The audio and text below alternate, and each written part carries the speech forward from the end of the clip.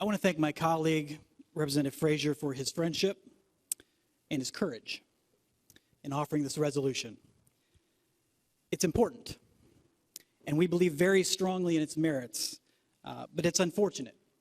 The Representative Householder's actions have made this resolution necessary, and I know I can speak for both of us in saying we understand and we respect that this has been a difficult issue for some members. But Ohioans did not send us here just to tackle the easy questions.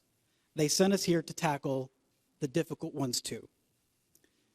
House Resolution 69 is a necessary step in restoring honor and integrity and accountability to this Ohio House of Representatives. Today, Representative Larry Householder, the immediate past Speaker of the House, continues to occupy a seat in the House, collecting a taxpayer-funded salary of more than $65,000. He is empowered to introduce and vote on legislation, all while he is under indictment for selling legislation as part of a $60 million bribery, racketeering, and money laundering scheme that has been admitted to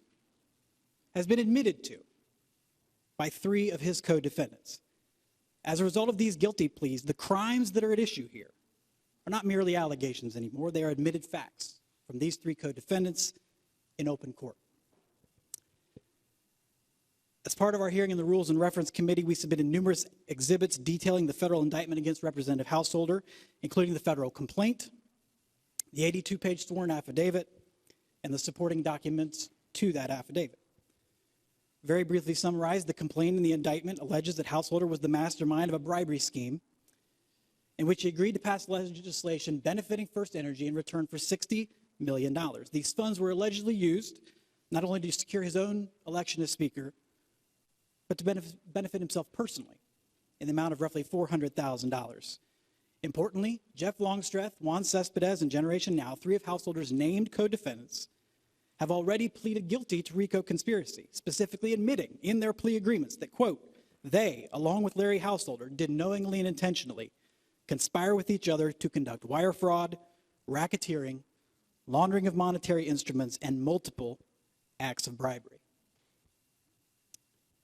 The Ohio Constitution specifically authorizes us to expel a member for disorderly conduct. And so the remedy sought by this resolution is unquestionably constitutional. With respect, if racketeering, bribery, and money laundering do not constitute disorderly conduct, then frankly, nothing ever could. Selling legislation in this honorable House, especially while serving as Speaker of the House, is most certainly disorderly conduct. The Ohio Constitution specifically provides for us as members to view and weigh the facts and evidence for ourselves, just as we do here every single day as part of the committee process. We listen to witnesses, we review the facts, we weigh credibility, and to determine for ourselves, independent of any other government branch or entity, to determine if we believe that a member has committed disorderly conduct sufficient to warrant expulsion. This resolution was introduced because we and a great number of our colleagues have concluded that this threshold has been met with regard to Representative Householder. Representative Fraizer and I are proud members of a Republican caucus that very often argues that government should operate more like a business. Well, Mr. Speaker, there is not one business in all of Ohio who would keep someone employed under this same set of circumstances. If a bank teller gets caught stealing, they don't get to stay in their job with their hand in the cash drawer waiting for their case to work its way through the courts. If a teacher is caught having an inappropriate relationship with a student, they don't get to stay in the classroom for a year while their case works its way to the courts. Representative Householder is under indictment for selling legislation, and Ohioans cannot fathom how he remains in a position to introduce and vote on legislation under those circumstances. Virtually everyone else associated with this scandal, they lost their job a long time ago. Representative Householder's co-conspirators, they lost their jobs. First Energy CEO Chuck Jones, he lost his job. Numerous other First Energy executives and staff have all lost their jobs. PUCO Chairman Sam Randazzo has lost his job. The only person who has not lost their job is the person alleged to be the mastermind of the entire conspiracy, who also just happens to be the only one getting paid by we the taxpayers. Mr. Speaker, I was asked this week by a colleague why I care so much about this. And the answer is very simple. I filed this resolution because I believe the reputation of this House is at stake.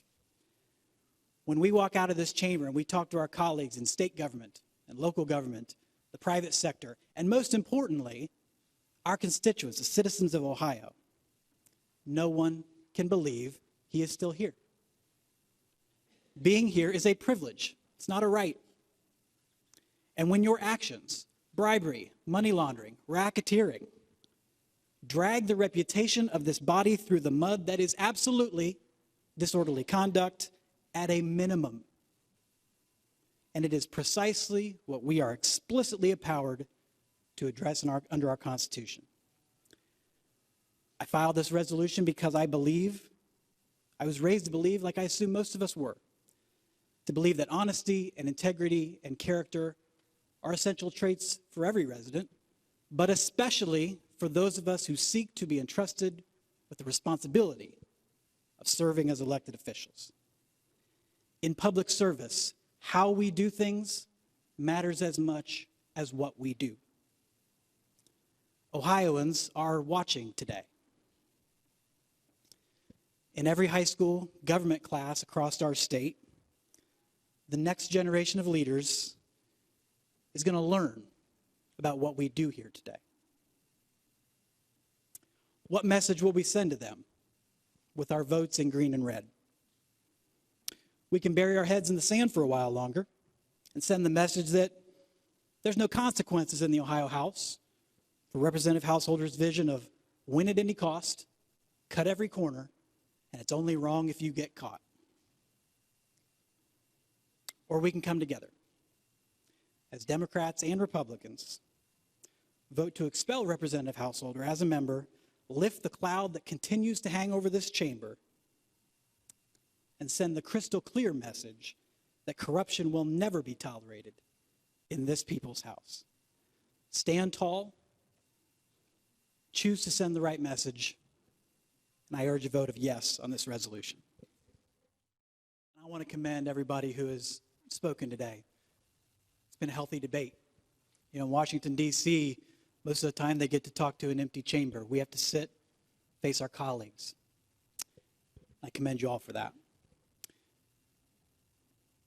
Representative Householder spoke on the floor and said that the way that you get reelected with 72% of the vote when you're under indictment is your history in the community. The other way you do it is when you're unopposed on the ballot. I listened to 3 speakers talk about being duly elected. Representative Householder was unopposed. For everybody that walked into that ballot, that's the only name there. If I show up at the Olympics and I'm the only one to run the 100-meter dash, I'm going to win. It doesn't speak to my abilities as a track star. Perry County had 16,840 voters who showed up to cast their ballot, even unopposed, in his home county. He got 8,085. That is a colossal, unprecedented 52% undervote in his home county, 55% undervote in Coshocton County, despite being the only name on the ballot. At a hearing last week, our able colleague, Representative Seitz, had a turn of phrase I appreciate. It's very hard to lose a one-horse race. Elected officials all across his district have spoken out and said, remove him. Get us effective representation in Columbus. And in a year, despite this age of social media where everybody can share their thoughts 24/7 a day, I've not received any communications from Perry County saying, please keep Representative Householder. Nobody's spoken up to say, keep him there. We've heard discussion of what I'll call the slippery slope. You know, if we vote to expel a member in connection with the largest public corruption scandal in Ohio history, what does it mean for me? What does it mean for some other minor arrest? We have been wringing our hands over this issue for a year, even in the face of the largest public corruption scandal. And so here we still sit debating, hemming and hawing, hoping it will go away. It's not going away.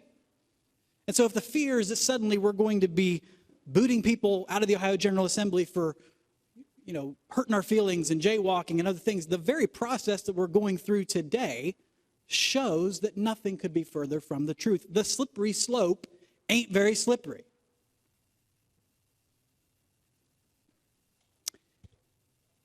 There was a discussion about yesterday and today alluding to conspiracy theories of socialist schemes and political persecution. Folks, let's be very clear.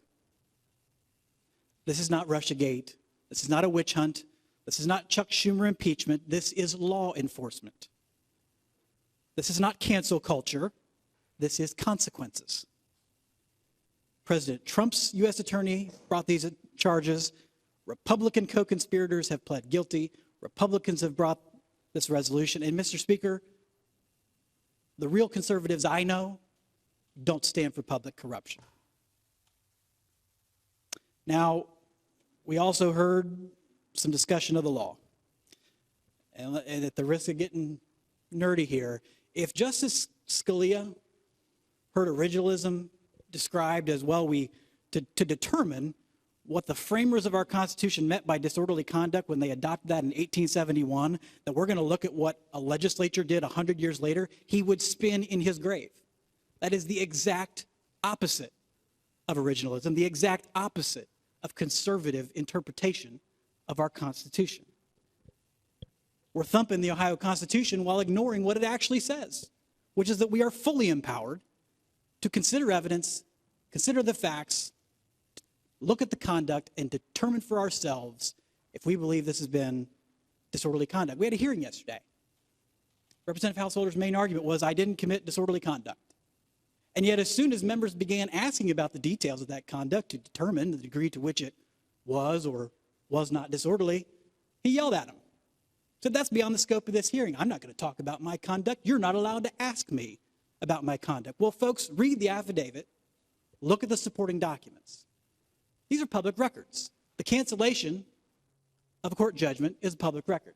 Paying off a mortgage is a public record. $400,000 gifts, public records. We are empowered under our Constitution to be smart enough to look at 2 + 2 and acknowledge that it equals 4.